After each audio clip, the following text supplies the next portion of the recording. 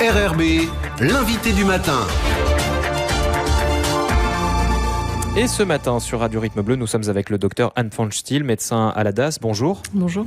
Merci d'avoir accepté notre invitation ce matin. On va revenir avec vous sur la crise sanitaire en Nouvelle-Calédonie et plus particulièrement la campagne de vaccination. Où en est-on aujourd'hui de cette campagne de vaccination sur le territoire ? Combien de Calédoniens ont reçu des doses de vaccins ? Donc actuellement, on a reçu environ 111 000 doses de vaccins Pfizer sur le territoire, donc des vaccins qui sont donnés gratuitement par l'État français. Et on a pratiquement 90 000 doses injectées, donc à peu près 48 000 premières doses et 42 000 deuxième doses. Le rythme est celui qui avait été annoncé par le gouvernement pour atteindre l'immunité collective ou on est un peu en dessous ? Alors actuellement, on reçoit à peu près 10 000 doses par semaine, donc on vaccine en proportion et on a ouvert de nombreux centres à travers toute la Calédonie, aussi bien en province Nord qu'en province Île, donc on peut se faire vacciner un peu partout. On l'a vu lors du confinement, lorsque le virus s'est introduit de nouveau sur le territoire. Il y a eu une vraie demande des Calédoniens qui prenaient énormément de rendez-vous, qui appelaient beaucoup le fameux numéro pour prendre rendez-vous. Est-ce que ça a continué dans le temps après ce confinement ? Est-ce qu'il y a toujours une demande ? Non, effectivement, quand il y a eu des alertes, on a eu beaucoup plus de demandes. Et également, c'était le confinement, donc les gens étaient plus disponibles peut-être pour se faire vacciner. On a eu jusqu'à 55 000 appels par jour. Donc, effectivement, on n'a pas les capacités de vacciner 55 000 personnes par jour ou par semaine. Donc c'est pour ça que les gens doivent se prendre avant pour se faire vacciner, d'autant plus que la vaccination c'est pas efficace du jour au lendemain. Ce vaccin-là, il comprend 2 injections à 21 jours. On a une efficacité d'environ 52% une semaine après la première injection et de 95% à 15 jours après la deuxième dose, ce qui est excellent, mais il faut quand même un délai d'au moins 1 mois pour être correctement et complètement protégé. Donc c'est vraiment intéressant de le faire maintenant, avant qu'il y ait une éventuelle nouvelle arrivée du virus sur le territoire pour être prêt ? Oui, tout à fait. L'intérêt de la vaccination, c'est justement de se vacciner avant d'être malade pour éviter de se faire infecter. Et effectivement, ça évite s'il y a une nouvelle introduction, ça évitera un nouveau confinement, une dissémination du virus, des hospitalisations, des décès. Et donc c'est vraiment important que les gens comprennent que c'est avant qu'il faut se faire vacciner pour être protégé avant une nouvelle introduction, une nouvelle alerte. Et donc aujourd'hui, les rendez-vous, ils se prennent assez rapidement quand on appelle le centre de vaccination le plus proche de chez soi, ça va vite ? Oui, effectivement. Donc tous les sites sont référencés sur le site du gouvernement, donc avec les numéros de prise de rendez-vous. Et depuis quelques jours, on a ouvert également un site, une plateforme de prise de rendez-vous en ligne qui s'appelle Allo Médecin. Donc il faut aller sur www.allomedecin.nc. Et donc si on dispose d'un téléphone portable et d'une adresse mail, on peut s'inscrire en ligne. Donc ce site est ouvert actuellement sur 2 sites, le site de vaccination du CHT et de CAFAT Receiving, mais prochainement il sera ouvert aux autres centres. Donc ça permet également de s'inscrire rapidement. Et donc le téléphone portable, pourquoi ? Parce que ça va quand on s'inscrit en ligne, ça va nous donner un code pour finaliser l'inscription et également après ça nous permettra d'avoir un SMS pour confirmer la prise de rendez-vous et aussi un SMS de rappel la veille du jour de la vaccination. Alors, il y a des gens aussi qui choisissent de ne pas prendre rendez-vous, mais d'être un petit peu sur liste d'attente s'il reste des doses. Ça permet aussi de ne pas perdre de vaccin en Nouvelle-Calédonie, ce système-là ? Oui, voilà, les gens peuvent s'inscrire comme volontaires et ça permet en fin de journée de rappeler certaines personnes s'il reste des doses disponibles pour ne pas gaspiller, puisque avec un flacon, on peut faire 7 doses en moyenne et il faut absolument ne jeter aucune dose, donc vacciner le maximum de gens et le plus rapidement possible. Donc aujourd'hui, maintenant, la vaccination est ouverte à tous à partir de 16 ans. Les publics ont changé dans les centres de vaccination qui viennent se faire vacciner. Est-ce qu'il y a des jeunes aussi qui ont envie de se faire vacciner ? Oui, tout à fait.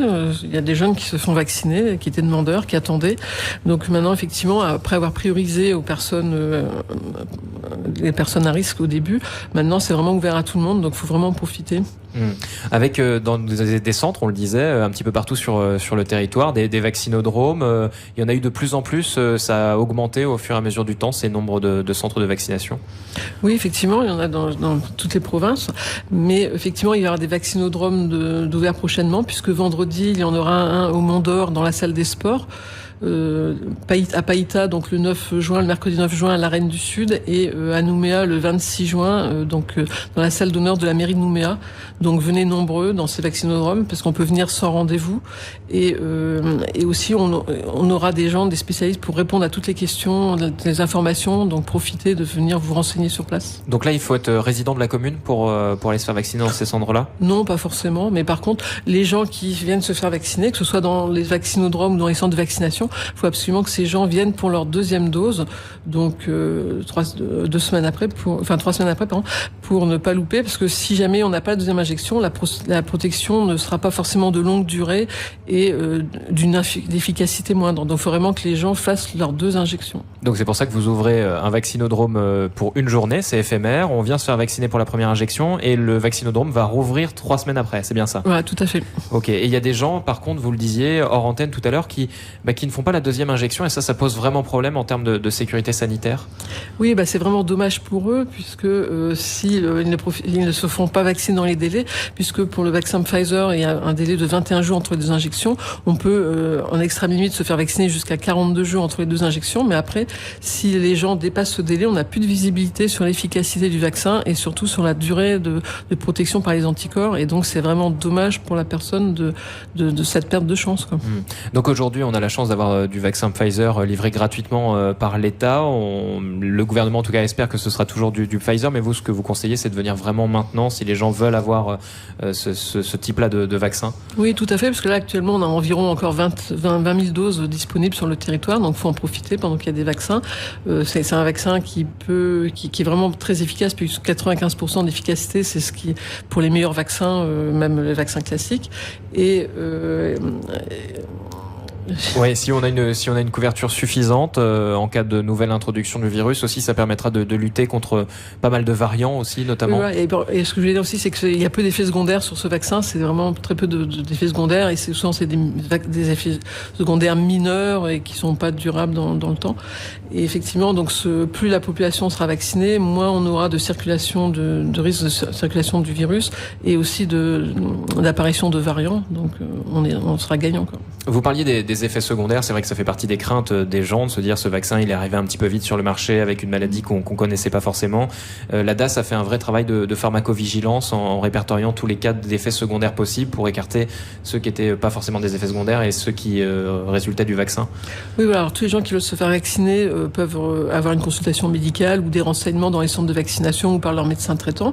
Mais effectivement, il y a une vigilance renforcée. Donc de toute façon, comme pour tout vaccin habituel ou tout médicament, il y a une déclaration de pharmacovigilance en cas d'apparition secondaire non attendue.